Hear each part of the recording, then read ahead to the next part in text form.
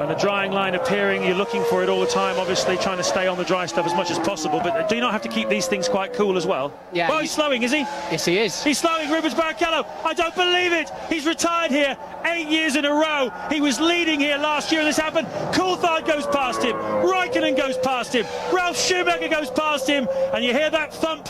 That's thousands of hearts in Sao Paulo in the grandstands hitting the floor. Rubinho is out of the race. Oh my goodness. No. Nobody can be that unlucky. Both Ferraris out of the race and no one could or should be that unlucky. What can you say? That's the 9th straight year he's retired here, and he had it won. Yeah, and if I was him, I'd get out of there. It seems to be safer on the racetrack today than on the grass. The number of cars have been flying across the grass, and Rubens Barrichello, well, you can't say anything. There's nothing to be said. The guy was driving beautifully. He had the car where he needed it, scampering off into the distance, and it just evaporates. So it's just an instinct. Oh, big crash.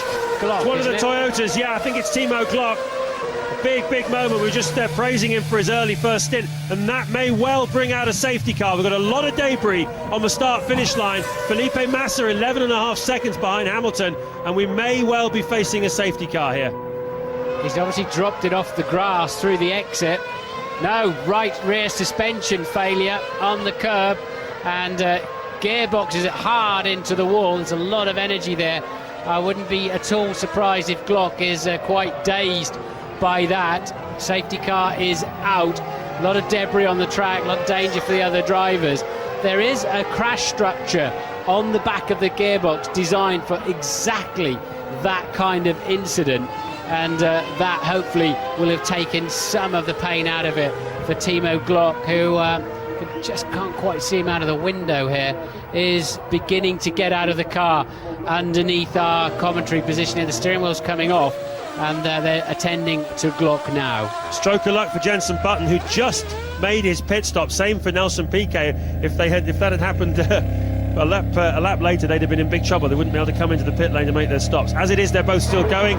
As Maldonado makes his way now down towards the chicane and one more corner after it. In 2012, we had 4 from 4. It's now going to be 5 out of 5. Another different winner. A new winner in Formula One. It's Maldonado ahead of Fernando Alonso. Kimi Raikkonen's challenge. He came close, but not close enough. And down at Williams with their first Grand Prix victory since Juan Pablo Montoya in 2004. They realise why they come racing and why they love Formula One.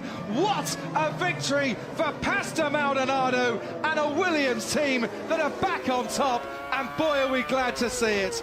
That's round turn 3 we go, and it's Nico Rosberg, and Hamilton's onto the grass, and Hamilton's had a massive crash, and he's crashed into his teammate. The two Mercedes come together as Hamilton tried to pass on the inside, and he can cover his hands over his eyes, and he won't want to see that again. We have the safety car out here, but the two Silver Arrows have crashed on the opening lap. Hamilton takes out his teammates, and there will be a big inquiry behind closed doors into that. They rise to acclaim Sebastian Vettel here in Monaco, where Ferrari haven't triumphed, as you can see, since 2001. Well, today they have. Sebastian Vettel wins the Monaco Grand Prix. He's back on top of the podium in the Principality.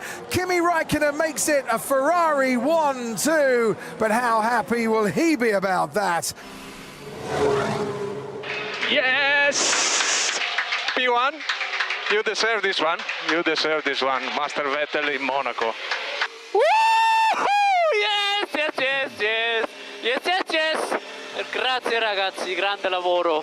Well, I had a friend who left the track about 10 minutes ago, and he told me 5 minutes from here is when we see Vettel pulling a move of Webber. Webber's left the door wide open. Oh dear, they've come together! Webber and Vettel have come together. That's Vettel going out, Webber going out. What was going on there? Through goes Jenson Button, ahead goes Lewis Hamilton. Well, it's Webber still in the lead, or still in the race rather, but Sebastian Vettel's gone out. Now what happened there? I think he's got damage on his left rear. He's very slow.